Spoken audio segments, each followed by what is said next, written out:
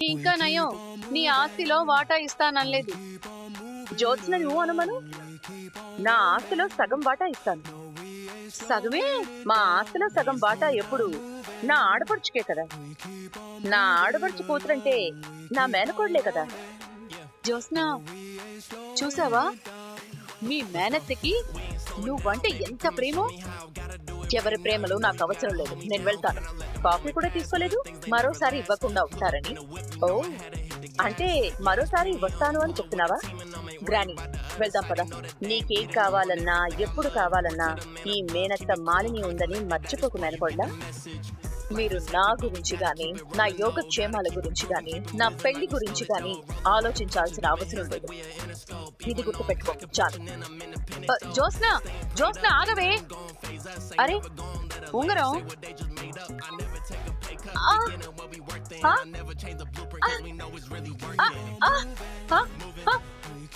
మాలిని, నీ ఉంగరం నా మెడ నొప్పిని తగ్గించింది. మంచిదే కదా. ఇదిగో నీ ఉంగరం తీసుకో. నీ దగ్గరే ఉంచుకో పారిజాతం. చాలా విలువైందనుకుంటా. విలువలేని వాటికి నా దగ్గర చోటుండదు. అడగ్గానే నా మేనకోడల్ని తీసుకొచ్చి నా ఇంటికొచ్చావు. నా గుర్తుగా ఈ ఉంగరం నీ దగ్గరే పెట్టుకో పారిజాతం. వద్దులే, ఎవరికైనా తెలిస్తే బాగోదు. నువ్వు చెప్తావా? ఇలాంటివి ఎవరైనా చెప్పుకుంటారా? అయితే నీతోనే ఉంచు. అబ్బెబ్బే, నేనేమి ఇలాంటి వాటి కోసం ఆశపడి రాలేదు. మరెందుకొచ్చావు? నువ్వు ఫోన్ చేసి అడిగేసరికి పాత పరిచయం గుర్తొచ్చి కాదనలేక తీసుకొచ్చాను. మన మధ్య స్నేహం ఇలాగే ఉండాలి పారిజాతం. చూద్దాం. అయితే ఈ ఉంగరం నీ దగ్గరే ఉంచుకో. వెళ్ళొస్తాను. ఒక చిన్న ప్రశ్న. ఏంటి? జ్యోత్స్న మనసులో ఉన్న ఆ మనిషి ఎవరు? దాని శత్రు మొగుడు. నీతో ఆడుకోవడానికి నాకు అవకాశం దొరికింది శివన్నారాయణ.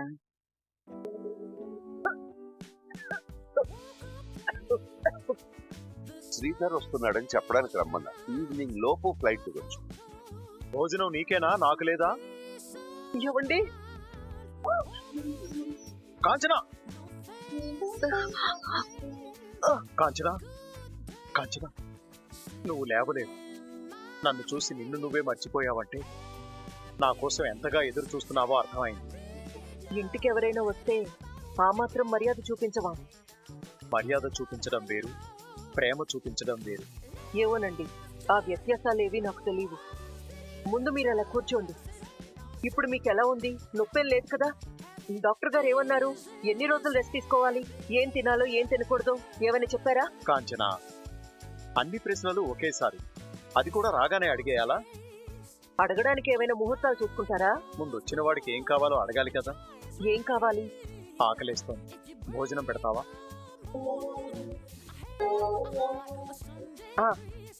పక్కన మరో ప్లేట్ పెట్టుకున్నావంటే నేను వస్తానని నీకు ముందే తెలుసా? నాన్న చెప్పాడు. అంటే నా కోసమే ఎదురు చూస్తున్నావన్నమాట. ముందు ప్లేట్ తీసుకోండి. ప్లేట్లో కాదు, చేతిలో పెట్టి. ప్లేట్ ఉంది కదండి. నువ్వు ముద్దలు కలిపి పెడితే తినాలనుంది కాంచనా.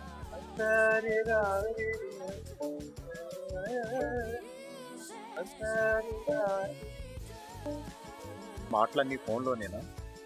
మనిషి ఎదురుగా వస్తే అడిగిన దానికి సమాధానం చెప్పవా? మీరేమైనా చిన్న పిల్లాడా ముద్దలు కలిపి నోట్లో పెట్టడానికి? అలాగే అనుకో.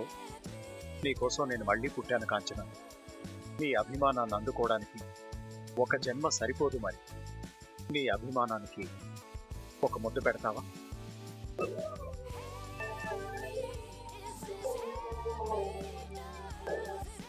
ఇది ముద్ద కాదు కాంచనా, మెడిసిన్.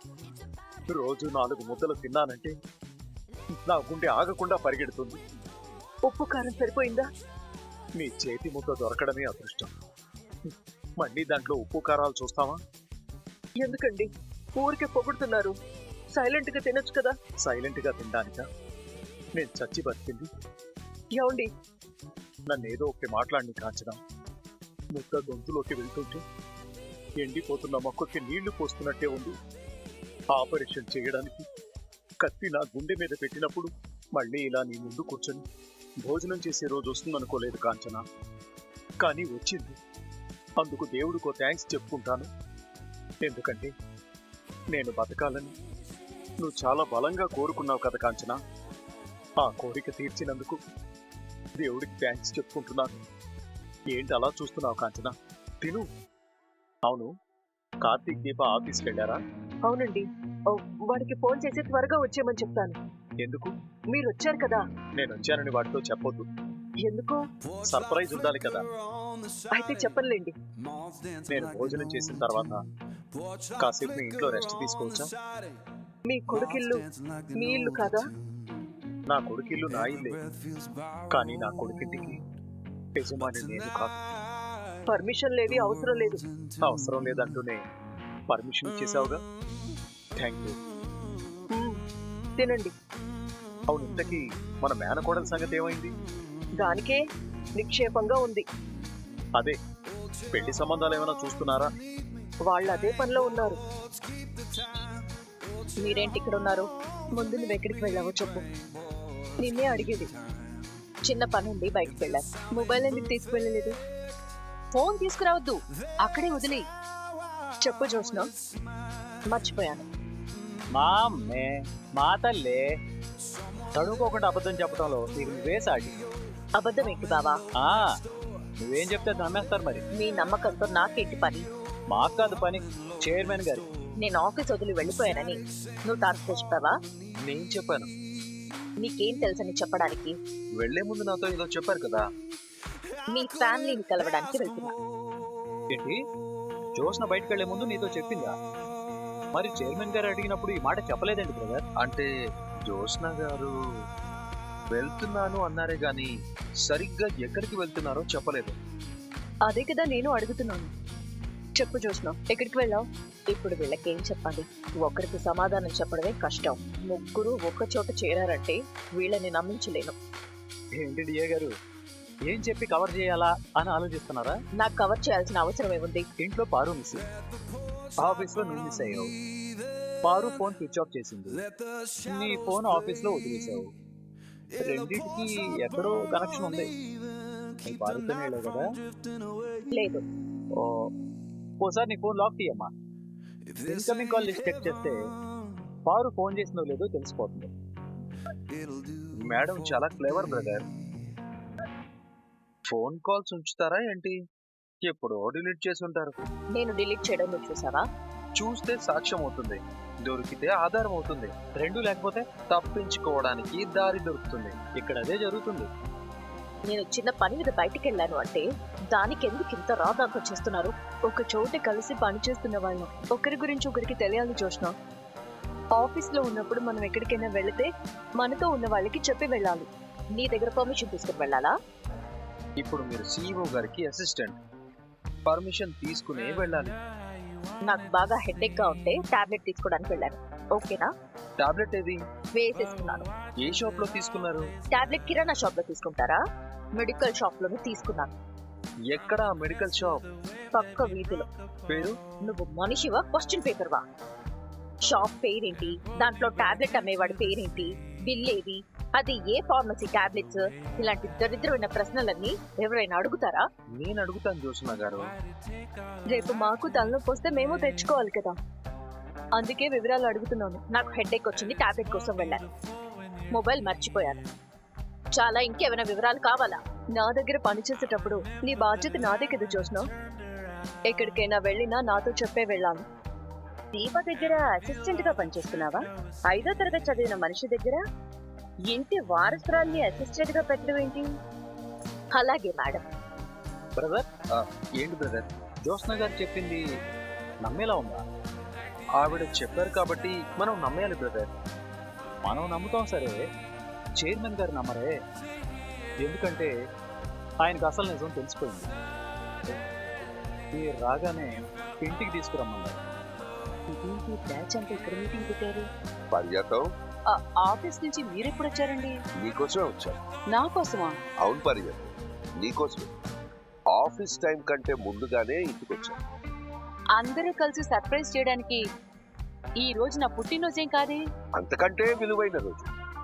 అంతకంటే విలువైనదా? అవును పారు, అంతకంటే విలువైనది ఏముందిరా? మాకో విషయం తెలిసిందిలే.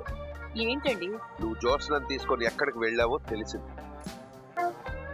పోసి దీని దుంపదెగా ఎవరికి చెప్పొద్దని 100 సార్లు చెప్పినా దీనికి అర్థమే చావలేదా? జ్యోత్స్న చెప్పిందే నువ్వు చెప్తావని మేము అనుకుంటున్నాం. చెప్పు భార్య, ఎక్కడికి వెళ్ళారు? ఇదేం చెప్పిందో నేనేం చెప్పాలో నాకేం అర్థం కావటం లేదు. జోస్నేమో నోరు తెరవడం లేదు. మాలిని ఇంటికి వెళ్ళానని చెప్పేసిందా కొంపతీసి? చెప్పు పారు. ఆ చెప్పండి.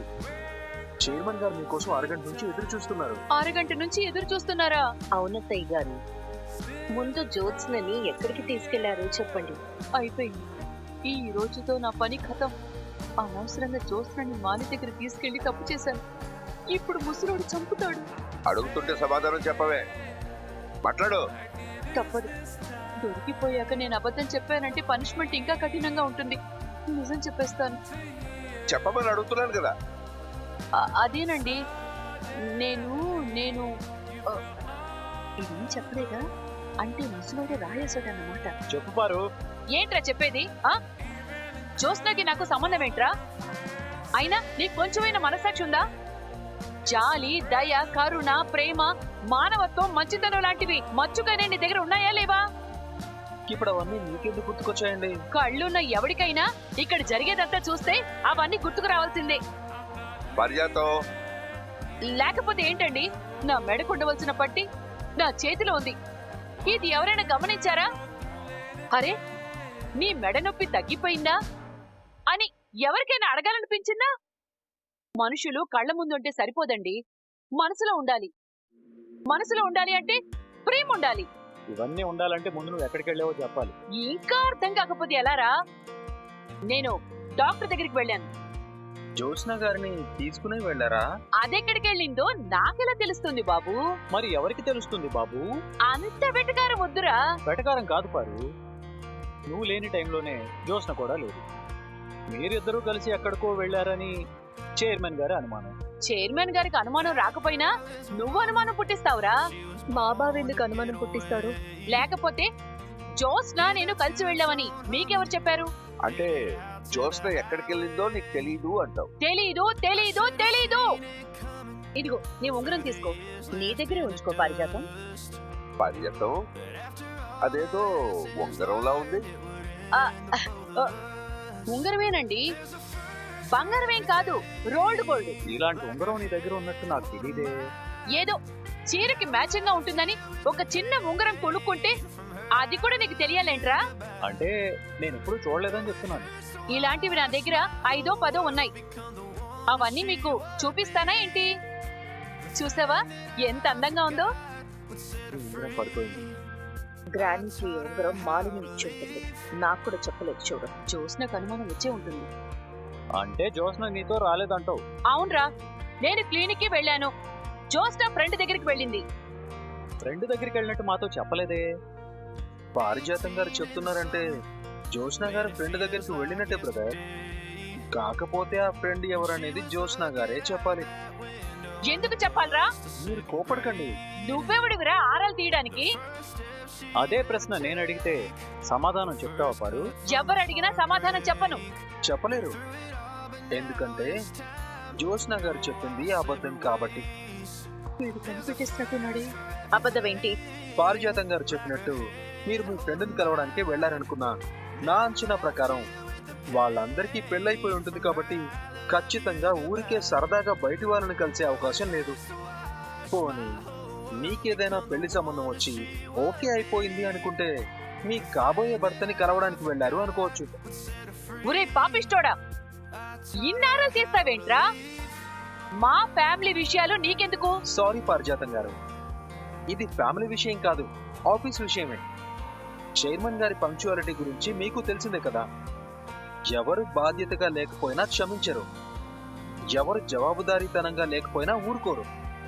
చైర్మన్ గారికి చెప్పక, సిఇఓ గారికి చెప్పక, అడ్వైజర్ కి చెప్పక, ఆఖరికి కార్తిక్ గారికి చెప్పక తన మొబైల్ కూడా వదిలేసి వెళ్ళింది అంటే ఆఫీసులో నువ్వెంత నిర్లక్ష్యంగా ఉన్నావో నాకు అర్థమవుతుంది అని చైర్మన్ గారు నాతో అన్నారు.